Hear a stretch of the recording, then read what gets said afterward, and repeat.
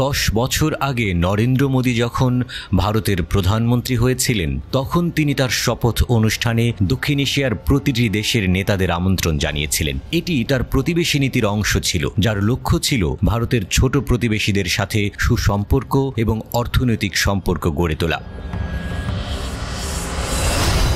সম্প্রতি বাংলাদেশে হয়ে যাওয়া অভূতপূর্ব ছাত্র জনতার অভ্যুত্থান, শেখ হাসিনার পদত্যাগ ও ভারতে আশ্রয় নেওয়া এবং সবকিছুর সাথে ভারতের সম্পর্ক বিশ্লেষণ উঠে এসেছে ফরেন পলিসির প্রবন্ধে।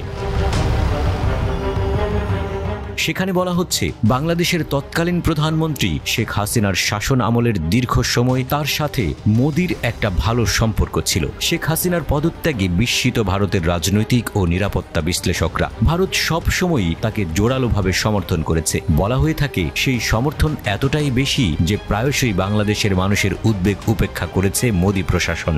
মোদির দল ভারতীয় জনতা পার্টি বিজেপি তার হিন্দু জাতীয়তাবাদী চিন্তাধারা দিয়ে ভারতের আঞ্চলিক স্বার্থকেও আঘাত করেছে।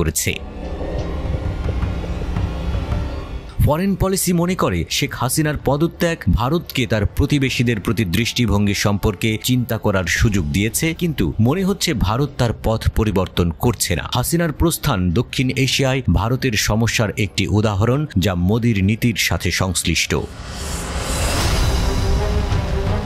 ভারতের সাথে হাসিনার সম্পর্ক গভীর। 1975 সালে একটি অভ্যুত্থানে তার পিতার মৃত্যুর পর হাসিনা এবং তার বোন ভারতে আশ্রয় নেন। ফরেন পলিসির রিপোর্টে বলা হয়েছে, আওয়ামী লীগ ক্ষমতা হারালে বাংলাদেশ ভারতের নিরাপত্তার জন্য হুমকি হয়ে উঠতে পারে। এই আশঙ্কায় হাসিনাকে জোরালোভাবে সমর্থন করে মোদি সরকার।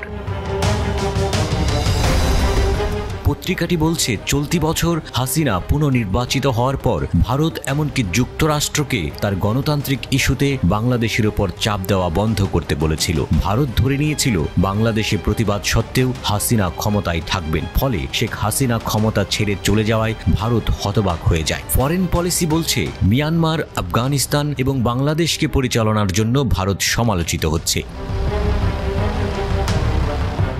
মোদির শক্তিশালী নেতৃত্বের স্টাইল ভারতের আঞ্চলিক সম্পর্ককেও প্রভাবিত করেছে। ভারত আন্তঃসীমান্ত অভিযান এবং বাণিজ্য অবরোধের মতো কঠোর পদক্ষেপ নিয়েছে, যাতে প্রতিবেশী দেশগুলো বিরক্ত হয়েছে। বাংলাদেশে ভারতের কঠোর সীমান্ত নীতি এবং বাণিজ্য সমস্যার সৃষ্টি করেছে। বাংলাদেশের জনগণ ভারতের প্রতি অসন্তুষ্ট হয়েছে। বিজেপি নেতারা বাংলাদেশি অভিবাসীদের নিয়ে নেতিবাচক মন্তব্য করেছেন, উত্তেজনা আরও বাড়িয়ে দিয়েছেন।